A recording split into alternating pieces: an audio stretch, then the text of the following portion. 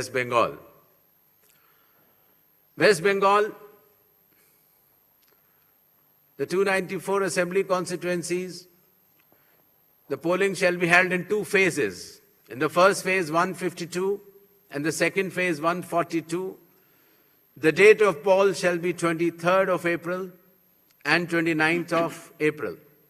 And the counting shall be together for all, that is 4th of May, 2026. নমস্কার, আমি অগ্নিহোত্র ব্যানার্জি বলছি। আমার এই ছোট্ট নিউজ চ্যানেলে দর্শক বন্ধু আপনাদের প্রত্যেককে স্বাগত জানাই।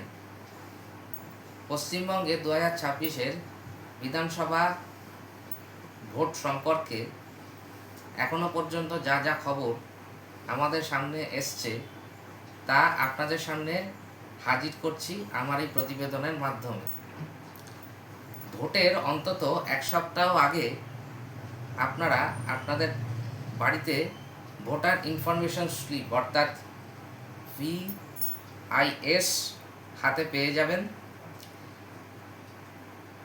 নির্বাচন কমিশন তা আপনার বাড়িতে পৌঁছে দেবে BLOর মাধ্যমে এবং এর সঙ্গে সঙ্গে ভোটার গাইডও পেয়ে যাবেন।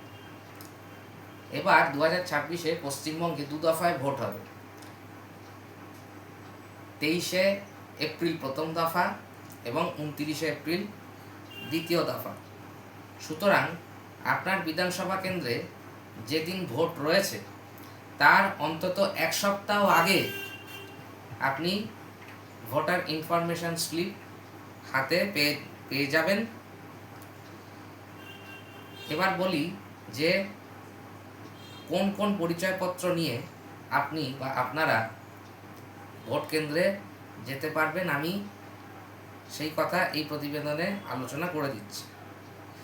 ভোটের দিন আপনার যদি কোনো জরুরি কাজ থাকে বা আপনার বাড়িতে যদি 85 বছরের ঊর্ধ্বে কোনো বয়স্ক বৃদ্ধা থাকে বা আপনি যদি শারীরিক দিক থেকে প্রতিবন্ধী হন, তাহলে কোন ফর্ম ফিল আপ করলে আপনারা বাড়িতে বসে ভোটটি দিতে পারবেন সেই কথা আমি এই প্রতিবেদনে বলে দিচ্ছি।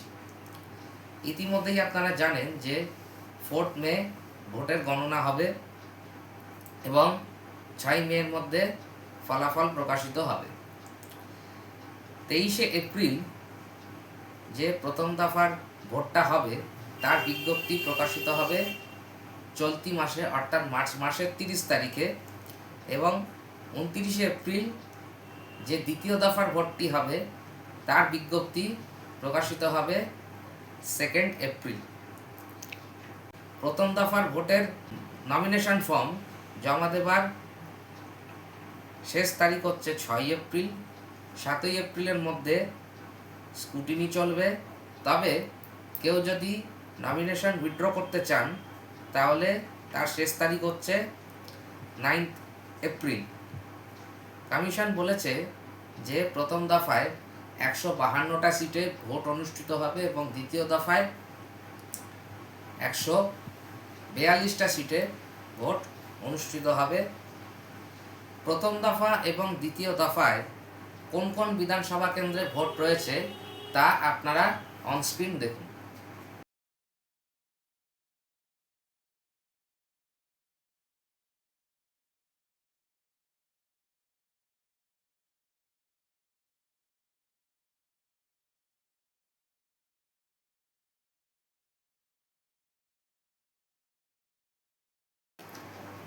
এবার জেনে নিন ভোটার ইনফরমেশন স্লিপে কি কি থাকবে।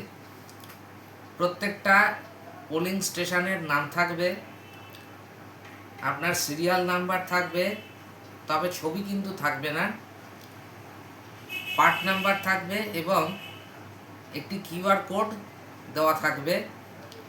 তবে ভোটার ইনফরমেশন স্লিপ কিন্তু আপনার পরিচয়পত্র নয় বা প্রমাণপত্র নয়।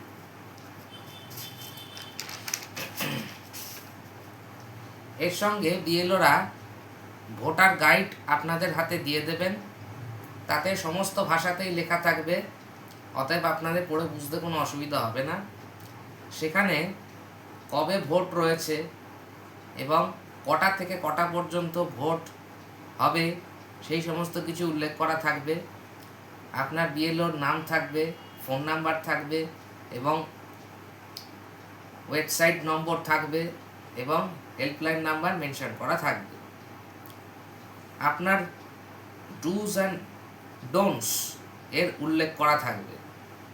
প্রিসাইডিং অফিসাররা ডাবল চেকিং করবে এবং এপিক কার্ড নিয়ে গেলে সেগুলিকেও চেক করা হবে।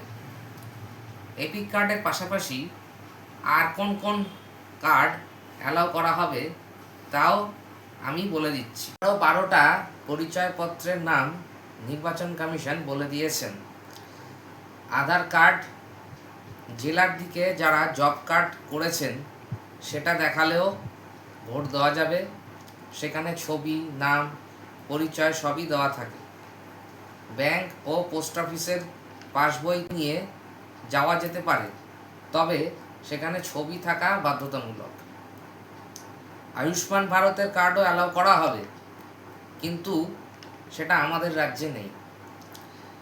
তাছাড়া pan card, RTI smart card, passport, driving licence, পেনশনের ছবি সহ ডকুমেন্ট অবশ্যই যারা রাজ্য এবং কেন্দ্রীয় সরকারি কর্মচারী তাদের ক্ষেত্রে প্রযোজ্য হবে। প্রতিবন্ধীদের সরকারি আই কার্ডও চলবে। দৃষ্টিহীনদের জন্য ব্রেইল পদ্ধতিতে ভোটদানের ব্যবস্থা থাকবে। সঙ্গে অন্তত একজনকে একেবারেই অ্যালাউ করা হবে। সেটা যদি তার পরিবারের লোক হয় তাহলে খুবই ভালো। কেউ মোবাইল ফোন নিয়ে ভোট কেন্দ্রে যেতে পারবেন না, তার জন্য আলাদা একটি লকারের ব্যবস্থা থাকবে, সেখানে সবাই ফোন জমা রাখতে পারবেন। অনেক সময় ভোট কেন্দ্রে বুথে প্রিসাইডিং অফিসার এই 12টা নথির যে কোনো একটি দেখালেও বলেন যে না এটি চলবে না, তখন আপনি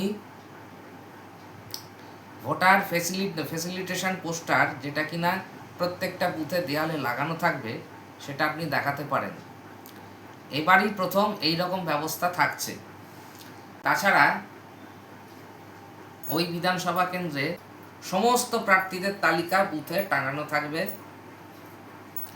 এইবারেই প্রথম ইভিএম মেশিনে প্রার্থীর কালার ছবি দেওয়া থাকবে রাজনৈতিক দলের প্রতীক সহ। অতএব আপনাদের চিনতে কোনো অসুবিধা হবে না। এমার্জেন্সি সার্ভিসের সঙ্গে যারা যুক্ত এবং যারা প্রতিবন্ধী তারা 12D ফর্ম ফিল আপ করে বিএলওর মাধ্যমে পাঠিয়ে দিতে পারবেন, কিন্তু সেটা প্রথম দফা অর্থাৎ যেটি 23 এপ্রিল অনুষ্ঠিত হবে, তার বিজ্ঞপ্তি যেদিনকে প্রকাশিত হবে অর্থাৎ চলতি মাসে অর্থাৎ মার্চ মাসের 30 তারিখে, তার ঠিক 5 দিনের মধ্যে আপনাকে পাঠিয়ে দিতে হবে। এবার দ্বিতীয় দফা যেদিনকে অনুষ্ঠিত হবে অর্থাৎ 29 মার্চ, তার বিজ্ঞপ্তি প্রকাশিত হবে 2 এপ্রিল, অর্থাৎ তার 5 দিনের মধ্যে আপনাদেরকে ওই 12D ফিল আপ করে বিএলওর মাধ্যমে পাঠিয়ে দিতে হবে। আমাদের রাজ্যে মোট বুথের সংখ্যা হচ্ছে 80,719টা। আমাদের রাজ্যে প্রতিবন্ধী ভোটার রয়েছেন 4,16,089 জন। তারা বাড়িতে বসেই পোস্টাল ব্যালটের মাধ্যমে ভোট দিতে পারবেন। এইভাবে ভোট লুট বা চুরি আটকাতে তৎপর হয়েছে কমিশন।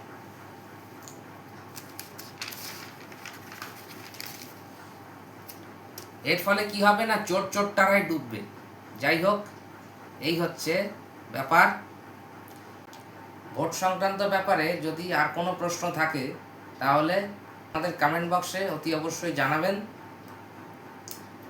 ভালো লাগলে আমার ভিডিওটিকে লাইক করবেন এবং বন্ধু বান্ধবদের মধ্যে প্রচুর পরিমাণে শেয়ার করবেন। আর প্লিজ আমার চ্যানেলটিকে অতি অবশ্যই সাবস্ক্রাইব করবেন। তার কারণ এটা কিন্তু ফ্রি অফ কস্ট, এর জন্য কোনো পয়সা লাগে না সাবস্ক্রাইব করতে। আপনারা সকলে খুব ভালো থাকবেন, সুস্থ থাকবেন। দেখা হবে আপনাদের সঙ্গে আবার পরবর্তী ভিডিওতে। নমস্কার।